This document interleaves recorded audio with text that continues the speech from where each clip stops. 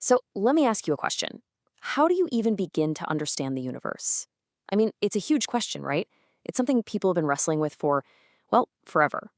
Today, we're going to talk about how a few thinkers in ancient Greece didn't just try to answer that question, they actually forged the very tools we still use to ask it.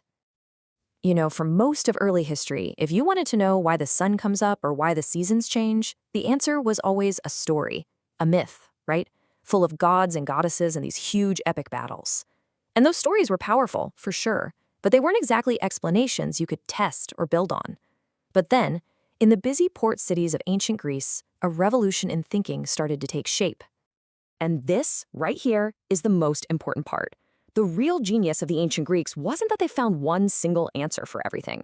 Nope. Instead, they developed this incredibly powerful intellectual toolkit, a set of fundamental ways to think about the world. And this toolkit is so good, so effective, that more than 2,000 years later, it's still the bedrock of modern science, philosophy, you name it. All right, so let's crack open this toolkit and pull out our first tool, abstraction. This was pioneered by a truly remarkable thinker named Anaximander. He looked at the world and asked, okay, what's the one thing that underlies everything else? But his answer, well, it wasn't something you could see or touch. See, the thinkers before him, they all pointed to physical stuff, like water or air. But Anaximander proposed something totally different, the apeiron, which means the boundless. Now, the apeiron is a super high-level concept. It's not a thing, it's an idea, impersonal, infinite, with no limits. This was a massive leap into abstract thought. His logic was that if any single element, like fire, was infinite, it would have just destroyed everything else by now. So the ultimate source had to be something neutral, something boundless. Okay, but thinking this way, this abstractly, it creates a whole new problem, right? If the world isn't resting on a giant turtle or being held up by pillars, what in the world keeps it from just falling? Every other culture had some kind of physical support in their stories. Anaximander had to defend his model using nothing but pure reason. And the way he did it was just beautiful. It didn't rely on what he could see, it relied on pure logic. This is actually the first time we see the principle of sufficient reason being used. He basically argued, look, the Earth is in the center, it's the same distance from everything at the edge, so there's no reason for it to fall up or down or left or right. And if there's no reason for it to go in any one direction, well, it must just stay put. I mean, just stop and think about that for a second. With one single elegant argument, Anaximander completely shattered the old idea of a solid sky and gave us our first real glimpse of an open universe, with our planet just hanging there in space. It's an idea that astronauts wouldn't get to actually see with their own eyes for another 2,500 years. Incredible. Okay, so that brings us to our next tool. If reality is based on abstract principles, could we maybe describe those principles with numbers? Well, for Pythagoras of Samos, the answer was a huge, resounding yes. He didn't just think the universe was orderly. He believed it was, at its very core, mathematical. See, for Pythagoras and his followers, numbers weren't just for, counting your sheep or measuring a field. They were the actual building blocks of reality itself, the seeds from which all of nature grew.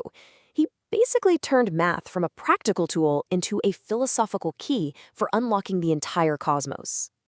And his big breakthrough? It came from music, of all places.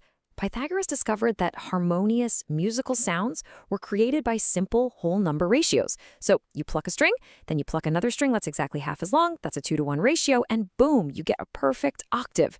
Ratios of 3-to-2 and 4-to-3 also made sounds that were pleasing to the ear.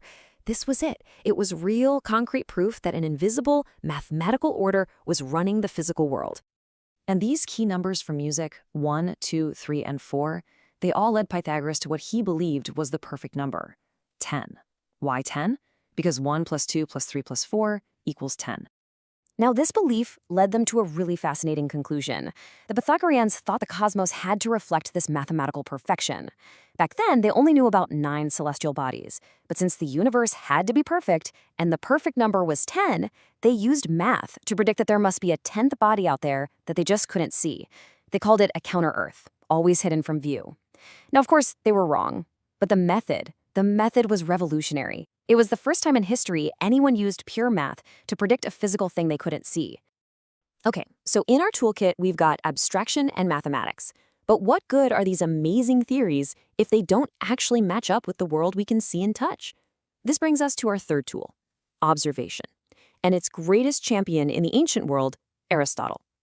He was the one who insisted on grounding all these big ideas in the real world.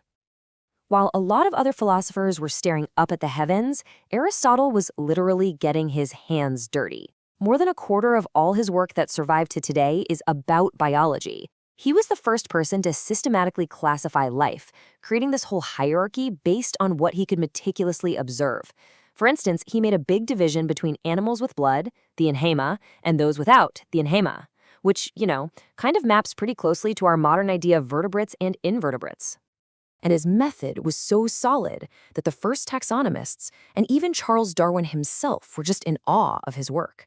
This quote here from the 19th century zoologist George Cuvier really says it all. For Aristotle, the real legacy wasn't just his conclusions, it was his method. Observe, document, and classify. So this toolkit of abstraction, math, and observation gives us this really powerful way to understand the world. But so what? What happens when you turn that understanding into action? What happens when you use these principles not just to describe the world, but to actually shape it?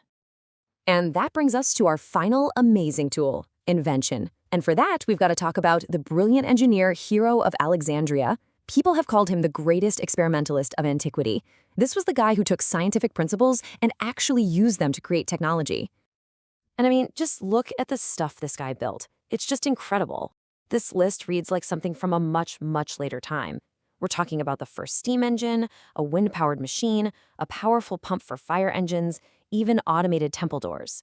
He was a master of mechanics and automation. But my personal favorite, hands down, has to be the first vending machine.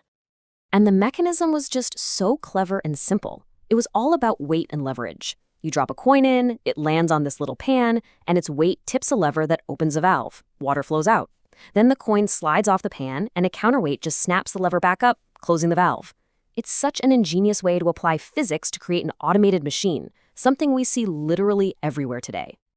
So, when you step back and you put all of these pieces together, you start to see the echoes of ancient Greece all around us. This is it. This is the complete toolkit for understanding reality. Anaximander gave us abstraction, the power to think about things we can't see. Pythagoras gave us mathematics, the language to describe the hidden rules of the universe. Aristotle gave us observation, the method to check if our ideas are actually true. And Hero gave us invention, the power to use that knowledge to change our world. Each tool builds on the last, and together they form the very foundation of how we do science today. Think about it. Every smartphone, every rocket ship, every scientific theory we have is a direct descendant of this intellectual toolkit, forged over 2,000 years ago. That's an incredible inheritance. And it really leaves us with one big question. Now that we have these powerful tools in our hands, what will we build next?